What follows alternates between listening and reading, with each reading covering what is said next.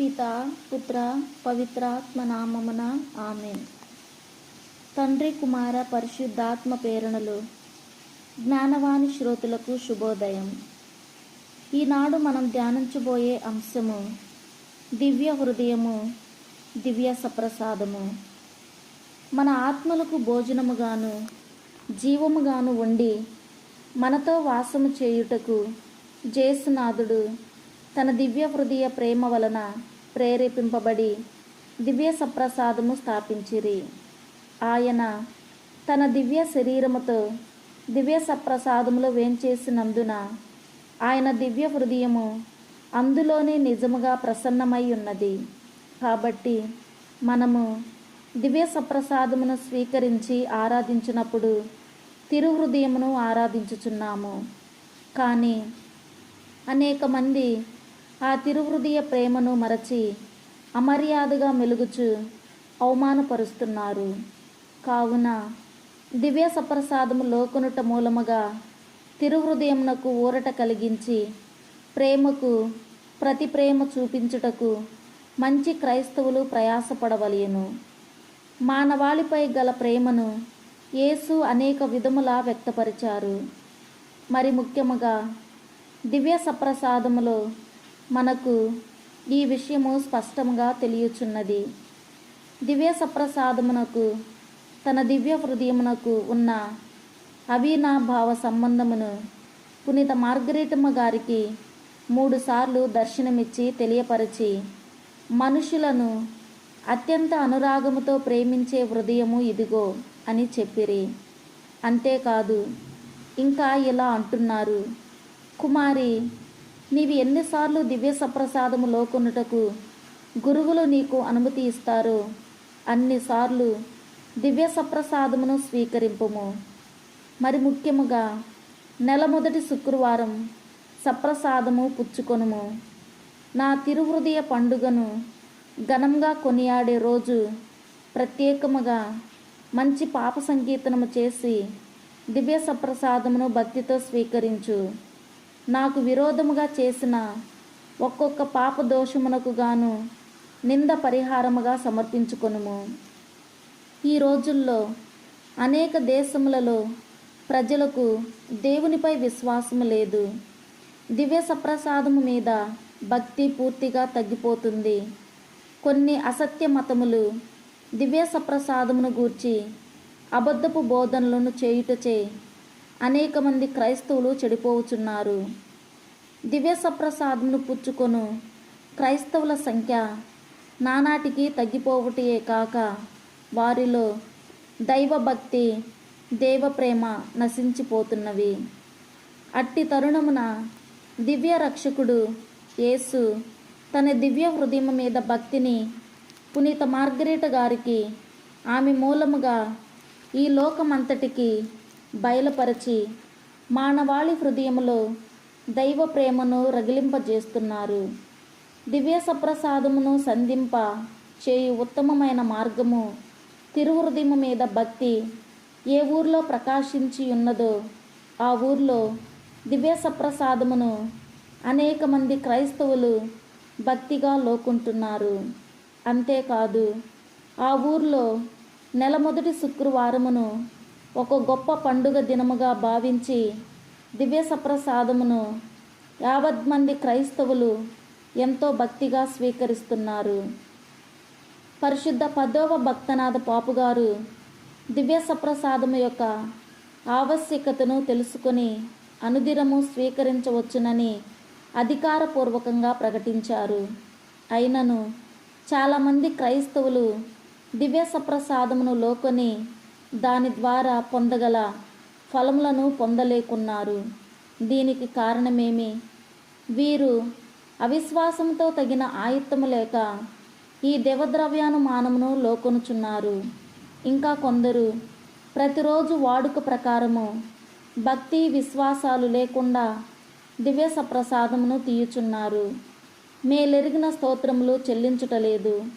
అశ్రద్ధగా అలవాటు చొప్పున అమర్యాదగా దివ్య సప్రసాదమును పుచ్చుకున్నందువల్ల తగిన సుకృత ఫలములు పొందలేకపోతున్నారు. పైన చెప్పిన క్రైస్తవులాగా మీరు ప్రవర్తించవద్దు. నిండు విశ్వాసముతో, తగిన ఆయత్తముతో, భక్తి శ్రద్ధలతో దివ్య సప్రసాదమును లోకొనండి. దివ్య సప్రసాదములో నిజముగా వేంచేసియుండు తిరుహృదయమును అధికముగా మహిమపరచి మీ నిండు హృదయముతో కృతజ్ఞతా స్తోత్రములు చెల్లించండి. అప్పుడు దివ్య సప్రసాదము మీ ఆత్మను శుద్ధిపరిచి ఈ లోకపు కార్యముల మీద ఆశపడకుండా చేసి తగిన పుణ్యక్రియలతో మీ హృదయమును ఆలకించి ఆత్మరక్షణ పొందినట్లు చేయుము. అద్భుత సంఘటన. కొన్ని సంవత్సరముల క్రితం సిరియా దేశంలోని ఒక గ్రామంలో కలరా వ్యాధి సోకింది. ఆ గ్రామంలో ఎక్కువ మంది క్రైస్తవులు, చాలా తక్కువ మంది మహమ్మదీయులు ఉన్నారు. ఆ ఊరిలోనే ఉన్న విచారణ గురువు క్రైస్తవులందరూ కలిసి సమిష్టిగా జపించారు. సర్వేశ్వరు తమ మీద కనికరించాలని, ఈ భయంకర అంటువ్యాధి నుండి కాపాడినట్టుగా దివ్య సప్రసాదంలో వేంచేసియుండు జేసునాథుని దివ్య హృదయమును ప్రార్థించిరి. తమ గ్రామంలోనే ప్రతి వీధి గుండా దివ్య సప్రసాద ప్రదక్షిణమును చేసిరి. వారి భక్తికి, విశ్వాసానికి దేవుడు మెచ్చుకొని వారి మనవిని ఆలకించాడు. అదే రోజు ప్రదక్షిణము ముగిసిన వెంటనే కలరా వ్యాధి కనిపించకుండా ఆ ఊరిని వదిలిపోయింది.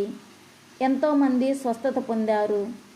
ప్రక్క ఊరు గ్రామాధికారి మహమ్మదీయుడు ఈ గ్రామంలో జరిగిన అద్భుత స్వస్థతకు ఆశ్చర్యచకితుడై దివ్య సప్రసాద ప్రదక్షిణమును వారి గ్రామంలో కూడా జరపాలని విచారణ గురువు గారికి మొరపెట్టుకున్నాడు. గురువు ఆయనను చూచి, మా గ్రామంలో క్రైస్తవుల సంఖ్య ఎక్కువ కాబట్టి ప్రదక్షిణ జరిగింది. మీ గ్రామంలో మహమ్మదీయుల సంఖ్య అధికముగా ఉన్నది కావున మీ ప్రజలు ఈ ప్రదక్షిణకు ఒప్పుకోరు, మతహింసలు జరగవచ్చు అని చెప్పిరి. అప్పుడు ఆ మహమ్మదీయుడైన గ్రామాధికారి, స్వామి, ఆ బాధ్యత నాకు వదలండి. ఏ గొడవలు రాకుండా నేను నచ్చ చెప్పుకుంటాను. దివ్య సప్రసాదమునకు ఎలాంటి అమర్యాద జరగనివ్వను. మా ఊరి ప్రజలందరూ ఈ కలరా వ్యాధి నుండి స్వస్థత పొందాలి. దయచేసి కాదనకండి అని ప్రాధేయపడెను.